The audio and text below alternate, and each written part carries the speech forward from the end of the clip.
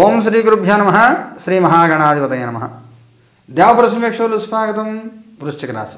ఈ వృశ్చిక రాశిలో విశాఖ నక్షత్రం 4వ పాదం, అనురాధ 4 పాదాలు, జ్యేష్ఠ నక్షత్రం 4 పాదాలు ఉంటాయి.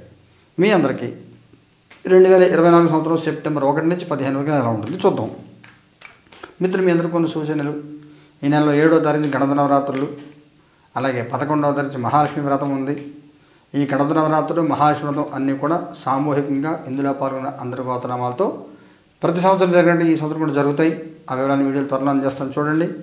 అలాగే నెలకి 2 సార్లు జరిగేటువంటి నవగ్రహ నక్షత్ర పరిహార హోమాలు ఏవైతే ఉన్నాయో అవి సెప్టెంబర్ 2వ తారీఖున జరుగుతాయి.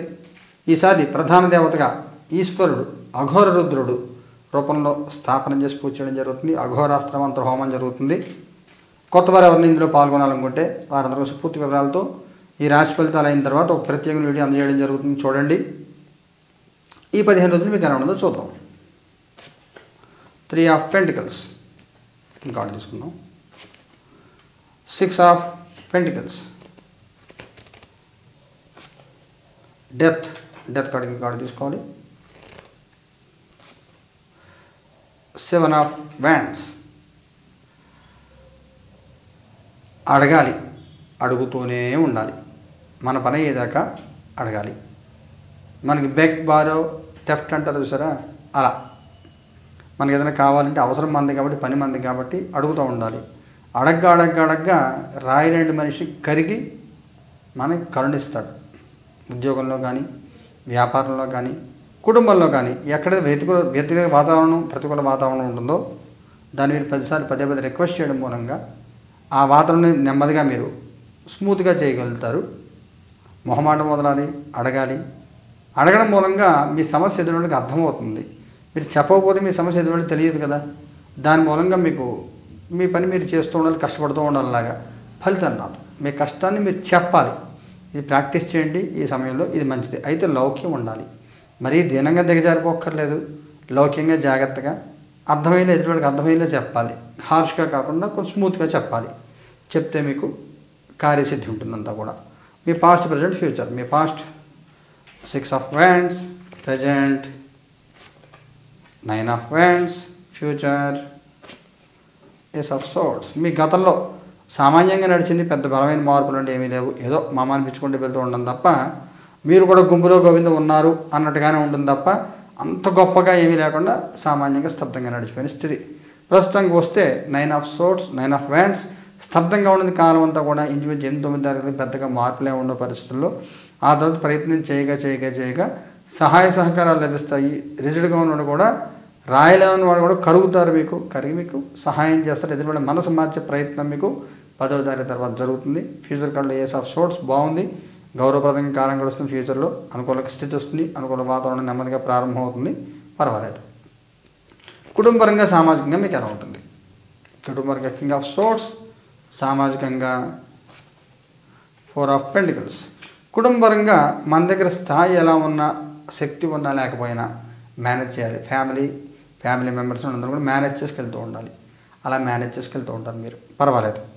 కొత్త అవకాశాలు వస్తూ ఉంటాయి. జీవితంలో బంధాలు బలపడతాయి. మీరు మంచిగా మాట్లాడి డ్యామేజ్ రిలేషన్స్ అన్నీ రిపేర్ చేసుకుంటారు. కఠినంగా కాకుండా కలుగోలుగా మాట్లాడతారు. బాగుంటుంది. సామాజిక సంబంధాలు బిజీగా ఉంటారు. ఎవరికి వారు ఏమైనా తెలియనట్టుగా ఉంటుంది. మీరు కూడా ఎవరి విషయాలు మీరు ఎక్కువ ఇన్వాల్వ్ అయ్యి చేయలేరు. వాళ్ళకి ఏదైనా పర్సనల్ సపోర్ట్ కావాల్సి వస్తే మీకు కూడా ఎదురు కూడా పెద్దగా సపోర్ట్ చేయరు. మీరు అడగగా ఎప్పుడూ మీకు సహాయం వస్తుంది. ఎవరు బిజీలో వాళ్ళు ఉంటారు. మీ బిజీ మీరు, మిగతా వాళ్ళు బిజీ మిగతా వాళ్ళు ఉంటారు. అందువల్ల ఎవరినెవరు పెద్దగా పట్టించుకోరు. ఉద్యోగస్తులకు ఎలా ఉంటుంది? 8 ఆఫ్ కప్స్. కొంచెం చిరాకుగా ఉంటుంది కానీ ఇబ్బంది ఏమి ఉండదు. మీకు చెప్పాక 9వ తారీఖు దాకా ఇంచుమించు మీకు 8-9 తారీఖు దాకా కాలం భారంగా ఉంటుంది. మంచి వార్తలు ఏమి ఉండవు. స్తబ్దంగా కాలం సాగిపోతుంది. ఇదే చెప్తుంది ఉద్యోగస్తులకు కూడా. మొదటి వారం అంతా కూడా ఏదో అలా మెకానికల్గా నడిచిపోతుంది. 2వ వారం నుంచి కొంచెం నెమ్మదిగా యాక్టివ్ లైఫ్లోకి వస్తారు, యాక్టివ్ మోడ్లోకి వస్తారు. కొంచెం మీరు సహనంతో ఉండాలి. ఒకసారి మీ జాతక పరిశీలన చేయించుకోండి. శనిగ్రహాన్ని పరిహారం చేయించుకోండి, మంచిది. శనిగ్రహ ప్రభావం మీ మీద తీవ్రంగా ఉంటుంది. ఉద్యోగం నిరాసక్తత, ఇంట్రెస్ట్ లేకపోవడం, తప్పదు కాబట్టి ఉద్యోగం చేయడం అనే భావనలో ఉంటుంది తప్ప ఇంట్రెస్ట్గా మీరు ఉండరు. ఉద్యోగం లేని వాడి పరిస్థితి ఏమిటి? 2 ఆఫ్ పెంటికల్స్. పెద్దగా సీరియస్గా ప్రయత్నాలు చేయరు. చేసిన ప్రయత్నం ఫలించే అవకాశం కూడా కొంత తక్కువని చెప్పాలి. వ్యాపారం చేసే వాళ్ళకి ఎలా ఉంటుంది? త్రీ ఆఫ్ కప్స్ అన్ని రకాల వ్యాపారాల వాడికి బాగుంటుంది. ముఖ్యంగా ఆడవాళ్ళు చేసే వ్యాపారాలు, ఈ స్వగృహ ఫుడ్స్ ఇలాంటివి ఏవైతే ఉంటాయో అవన్నీ కూడా మంచి అనుకూలమైన వాతావరణం బాగుంటుంది. ఆర్థికంగా బాగుంటుంది, అనుకూలంగా ఉంటుంది. కార్యసిద్ధి, లాభాలు కలుగుతాయి. ఫుడ్ ఇండస్ట్రీలో ఉన్న వాళ్ళకి చాలా బాగుంటుంది. ఈ ఇంటీరియర్ డిజైనింగ్ ఇవన్నీ చేసేవాళ్ళు వీళ్ళందరూ కూడా చాలా బాగుంటుంది. ఆర్థికంగా ఎలా ఉంటుంది? క్వీన్ ఆఫ్ పెంటికల్స్, పెండింగ్ ఉన్న మనీ ఏదైనా వస్తుంది, ఎఫ్డీలు మెచ్యూర్ అవ్వడం కానీ ఏదైనా వస్తుంది. అలాగే పిల్లలకు ఉద్యోగాలు ఇవి రావడము, దాని ద్వారా పేరెంట్స్ కొంత ఇన్కమ్ జనరేట్ అవ్వడము ఇలాంటివి ఉంటాయి. స్త్రీధనం కూడా కలిసి వచ్చే అవకాశం ఉంటుంది. ఆరోగ్యపరంగా ఎలా ఉంటుంది? ఎయిట్ ఆఫ్ పెంటికల్స్, ఏమి ఇబ్బంది ఏమి ఉండదు. మీరు పీస్ఫుల్గానే ఉండరు. ఆరోగ్యపరమైన సమస్యలు అంటే పెద్దగా చికాకులు ఏమి ఉండవు. ఏదైనా ముఖ్యమైన సంఘటన జరుగుతుందా? లవర్స్, మనుషులు మనస్తత్వాలు అర్థం చేసుకుని వెళ్తూ ఉండాలి. మీకు ఫస్ట్ నేను చెప్తున్నా కదా, మీరు పదే అడగాలి. అడగకపోతే మీకు ఏది రాదు. ఎవరి పర్సనల్ పనుల్లో వాళ్ళు ఉంటారు, ఎవరి పర్సనల్ ఎజెండా వాళ్ళకు ఉంటుంది. మీ పర్సనల్ ఎజెండా మీ కార్యసిద్ధి. అందువల్ల చెయ్యడు అనిపించేవాడి చేత చేయించాలి. అలా మీరు వెంటపడితే మీకు ఏ పనులు కావు. మనుషుల మనస్తత్వాలు అర్థమవుతూ ఉంటాయి. కానీ కాన్వర్ట్ పొజిషన్లో తప్పించుకునే పరిస్థితుల్లో మీరు కొంచెం సరెండర్ అయి ఉండాల్సి వస్తుంది చాలా సందర్భాల్లో. మగవారి ప్రత్యేకమైన సూచన ఏమైనా ఉందా? క్వీన్ ఆఫ్ కప్స్, ఆడవారి ప్రత్యేకమైన సూచన ఏమైనా ఉందా? ఎంప్రెస్, వైవాహిక జీవితం ఎలా ఉంటుంది?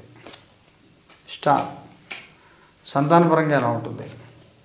టెంపరెన్స్, విద్యార్థి పిల్లలకి ఎలా ఉంటుంది? Knight of swords. మగవారికి కొంచెం ఆలోచన అధికంగా ఉంటాయి. మనం చేసేది రైటా రాంగా, మనం ఎలా వెళ్తున్నాము, ఏం చేస్తున్నాము, ఫ్యూచర్ ప్లానింగ్స్ ఏంటి, కొంత అయోమయం ఆందోళనకు గురవుతూ ఉంటారు. ఎవరిని నమ్మాలి, ఎవరిని నమ్మకూడదు అర్థం కాదు. ఏం చేయాలి, ఏం చేయకూడదు, ఏ పని చేస్తే ఏ రకమైన ఫలితం వస్తుంది ధైర్యంగా ఉండి డిస్టర్బ్ అయిపోతూ ఉంటారు. నాకు ఎవరు తోడు లేరు, నేను ఒంటరిగా ఉన్నాను అనే భావనలో కొట్టుమిట్టాడుతూ ఉంటారు. అలా ఉండద్దు. ధైర్యంగా నలుగురితో కలవండి, అందరితో కలవండి, మనసు మాట్లాడండి. ఆడవారి బాగుంటుంది, ప్రశాంతమైన జీవితం ఉంటుంది, కోరికలు నెరవేరుతాయి. పెళ్లి కాని పెళ్ళి అయ్యే అవకాశం ఉంటుంది. అలాగే పెళ్లి నుండి ప్రెగ్నెన్సీ కన్సీవ్ అయ్యే అవకాశం ఉంటుంది. లైఫ్ని పూర్తిగా ఎంజాయ్ చేస్తారు ఆడవాళ్ళు. బాగుంటుంది అన్ని రకాలు కూడా ఆడవాళ్ళకి. వైవాహిక జీవితంలో ప్రయారిటీస్ మీరు చూసుకోవాలి. ఒకరి కోసం ఒకరు అన్నట్టుగా జీవితంలో అలవాటు చేసుకోవాలి. అలా కాకుండా ఇంట్లో ఒక ఫ్యామిలీ మెంబర్ ఒకళ్ళు ఉన్నారు అని చెప్పి భార్య కానీ భర్త కానీ అలా తలంచుకో అలా ఉంటే మంచి రిలేషన్ డెవలప్ అవ్వదు. ఈ సమయంలో మంచి రిలేషన్ డెవలప్ చేసుకునే ప్రయత్నం చేయాలి. పక్క వాళ్ళు చెప్తూ ఉంటారు, మీరిద్దరు టైం స్పెండ్ చేయండి, మీరిద్దరు బయటికి వెళ్ళరండి అని చెప్పి. మీరు భార్యాభర్త సినిమాకి వెళ్తే ఇంకో ఇద్దరు వెనకేసి వెళ్తే మీరు ఎంజాయ్మెంట్ మీకే ఉంటుంది, ప్రైవసీ మీకు ఎక్కడ దొరుకుతుంది? అందువల్ల మీకోసం మీరు టైం కేటాయించుకోండి. మీకోసం మీరు కొంత స్పేస్ క్రియేట్ చేసుకోండి, బాగుంటుంది. సంతానపరంగా ముఖ్యమైన నిర్ణయాలు తీసుకునేటప్పుడు, ముఖ్యంగా హైయర్ ఎడ్యుకేషన్ విషయాల్లో కానీ పెళ్లి విషయాల్లో కానీ 1-2 సార్లు ఆలోచించి నిర్ణయాలు తీసుకోండి. తొందరపడద్దు, దూకుడుగా పోవద్దు.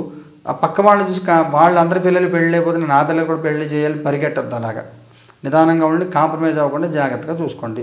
విద్యార్థుల పిల్లలు బాగానే ఉంటుంది, చేజారిన అవకాశాలు తిరిగి వస్తాయి, అనుకూల వాతావరణం ఉంటుంది. లైఫ్లో మీరు ఏదైతే మీరు మిస్ అయ్యారో అది మీరు తిరిగి పొందే ప్రయత్నం చేస్తారు. ఏ పని ఆగిపోయిందో, ఏదైతే మీకు స్తబ్దంగా ఉందో అది రీస్టార్ట్ అవుతుంది, బాగుంటుంది. నక్షత్రాల వారిగా తీసుకుంటే విశాఖ 4వ పాదం వాళ్ళకి ఎలా ఉంటుంది?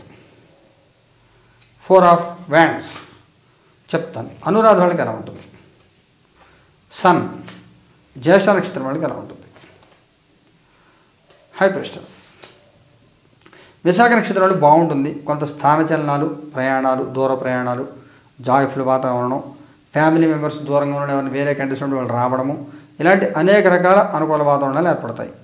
అనురాధ వాళ్ళకి కూడా పర్వాలేదు, సపోర్ట్ ఉంటుంది. సపోర్ట్ ఉంది కదా అని పొరపాట్లు చేయొద్దు. మెచ్యూరిటీ ఉండాలి. చిన్నపిల్లలా కాకుండా మీరు చేసే పని మీ ఏజ్ తగినట్టుగా, మీ పొజిషన్ తగినట్టుగా మీరు ఉండాలి తప్ప చిన్నపిల్లల చేత మాట్లాడే అవకాశము అనే అవకాశం చిన్నపిల్లలకి ఎవరికి ఇవ్వద్దు.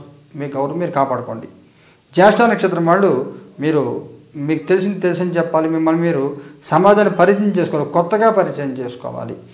ఇంతకాలం ఏంటంటే వాడి పిల్లాళ్ళే అన్నట్టుగా ఉంటుంది. నేను పిల్లాడిని కాదు, నేను పెద్దవాడిని, నాకు తెలుసు, నేను చేయగలను అనేటువంటిది మీ విజ్ఞానం, విజ్ఞత ప్రదర్శించాలి. తెలివిని ప్రదర్శించి మీరు కొత్త మనిషిగా మీరు సమాజానికి పరిచయం అవ్వాలి. అలా చేస్తే మీకు చాలా బాగుంటుంది. పరిహారం ఏం చేయాలి? విశాఖ వాళ్ళు ఏం పరిహారం చేసుకోవాలి? జస్టిస్, ప్రత్యంగ్రహ హోమం చేయించుకోండి, బాగుంటుంది. లేదా అధర్ణ భద్రకాళి హోమం చేయించుకోండి, బాగుంటుంది. అనురాధ వాళ్ళు ఏం చేయాలి? కింగ్ ఆఫ్ వ్యాండ్స్, శరభేశ్వర హోమం చేయించుకోండి, లేదా వటక భైరవ హోమం కూడా చేయించుకోవచ్చు. జ్యేష్ఠ వాళ్ళు ఏం చేయాలి? చారియట్, ఒక కార్డు తీసుకుందాం. 5 ఆఫ్ పెంటికల్స్. ఇంకో కార్డు తీసుకుందాం. Ace of pentacles. ఓం శ్రీం హ్రీం క్లీం మహాలక్ష్మి అపరిమిత హిరణ్యం దాపయ దాపయ స్వాహ. లేదా ఓం శ్రీ లక్ష్మీ కమలధారిణ్యే సింహవాహిన్యే స్వాహ అనే మంత్రం కూడా జపం చేసుకోవచ్చు. పర్వాలేదు, ఈ పరిహారాలు చేసుకోండి, ఇంకా బాగుంటుంది మీకు. ఈ పరిహారాలను కూడా మనకి 2 తారీఖున మన దేవప్రసన్న కార్యాలయం జరుగుతాయి. డైబెటిల్ కాస్ట్ వస్తుంది చూడండి. శుభం భూయాత్.